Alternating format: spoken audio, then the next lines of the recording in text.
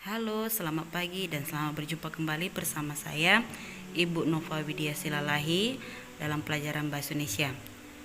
Melihat gambar yang saya tayangkan itu, apakah yang ada di benak kalian? Iya, perjuangan kemerdekaan bangsa Indonesia. Nah, gambar tersebut ada hubungannya dengan pelajaran kita, yaitu tentang teks sejarah. Nah, teks sejarah ini ada tujuan pembelajarannya, yaitu yang pertama, agar siswa dapat menjelaskan pengertian teks cerita sejarah dan memahami teks cerita sejarah. Lalu yang kedua, mengidentifikasi teks cerita sejarah atau menganalisis teks cerita sejarah. Baik, kita mulai pelajaran kita pada pagi hari ini. Pengertian tentang teks cerita sejarah. Oke, teks cerita sejarah di situ adalah teks yang menjelaskan dan menceritakan tentang fakta dan kejadian masa lalu yang menjadi latar belakang terjadinya sesuatu yang mempunyai nilai sejarah. Berarti yang artinya di situ nanti teks cerita sejarah itu adalah cerita fakta. Oke, baik, kita lanjut ke yang berikutnya. Ciri-ciri teks sejarah. Nah, di situ ada yang pertama, disajikan secara kronologis, berarti berurutan. Lalu yang kedua, bentuk teks cerita ulang, berarti teks cerita sejarah ini kita ceritakan kembali. Lalu yang ketiga, struktur teksnya. Ada orientasi, urutan peristiwa, dan reorientasi.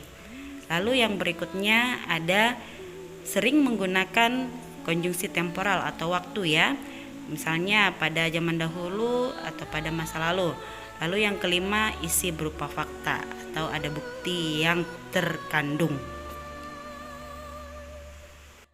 Kita lanjut nanti ke bagian struktur teks cerita sejarah. Nanti dalam struktur teks cerita sejarah itu ada 3 yang harus kita pelajari. Yang pertama di situ orientasi atau bagian pengenalan. Lalu yang kedua di situ ada peristiwa sejarah, yaitu urutan peristiwa yang harus kita tuliskan berdasarkan urutan kronologis. Lalu reorientasi atau komentar pribadi penulis.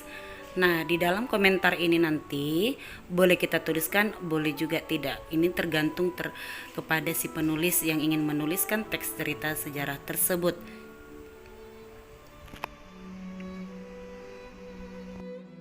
Baik, kita lanjut ke kaidah kebahasaan teks cerita sejarah. Nah, di dalam kaidah kebahasaan teks sejarah ini ada 4 yang harus kita ketahui. Yang pertama ada pronomina atau kata ganti. Biasanya itu kata ganti, ada kata ganti orang pertama, kedua, dan ketiga. Lalu yang kedua ada frasa adverbial, yaitu di situ kata sifat. Oke. Lalu yang ketiga ada verba material atau di situ kata kerja. Dan yang keempat ada konjungsi temporal atau di situ dikatakan kata konjungsi atau kata penghubung waktu. Oke. Baik, kita lanjut ke jenis-jenis teks sejarah. Dalam teks sejarah di sini ada jenis-jenisnya ada 2, yaitu sejarah fiksi dan sejarah non fiksi. Dalam sejarah fiksi ada novel, cerpen, legenda, dan roman. Sedangkan dalam sejarah non fiksi ada biografi, ada autobiografi, ada cerita perjalanan, dan ada catatan sejarah. Baik, kita lanjut ke perbedaan fiksi dan non-fiksi. Dalam sejarah fiksi, di situ ada dijelaskan. Yang pertama, jalan cerita disusun berdasarkan dunia nyata. Lalu yang kedua, gambaran kehidupan batin seseorang itu lebih dalam. Lalu yang ketiga, pengembangan karakter tokoh tidak sepenuhnya terungkap.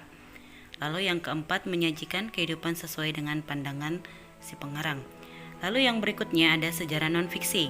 Sejarah non-fiksi di situ adalah tersusun oleh fakta yang objektif. Lalu yang kedua, gambaran kehidupan tokoh ditulis lebih lengkap berdasarkan fakta. Lalu yang ketiga, menyajikan kehidupan sesuai dengan data dan fakta yang ada. Jadi nampak jelas di situ perbedaan antara sejarah fiksi dan sejarah non-fiksi. Oke. Kita lanjut ke contoh dari teks sejarah. Baik, di situ ada R.A. Kartini. Nah, orientasi atau pembukanya di situ kita ketahui nama R.A. Kartini, lalu dia lahir kapan, dia berasal dari keluarga yang seperti apa, bagaimana pendidikannya. Lalu yang berikutnya nanti kita masuk ke urutan peristiwa. Urutan peristiwa di situ kita perhatikan, apa-apa saja yang dilakukan R.A. Kartini.